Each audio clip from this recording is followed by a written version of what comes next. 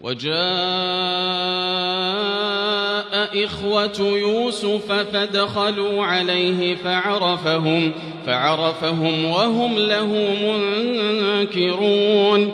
ولما جهزهم بجهازهم قال ائتوني بأخ لكم من أبيكم ألا ترون أني أوفي الكيل وأنا خير المنزلين فإن لم تأتوني به فلا كيل لكم عندي ولا تقربون.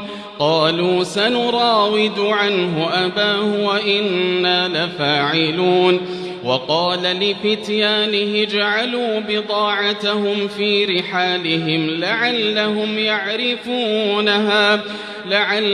يعرفونها إذا انقلبوا إلى أهلهم لعلهم يرجعون.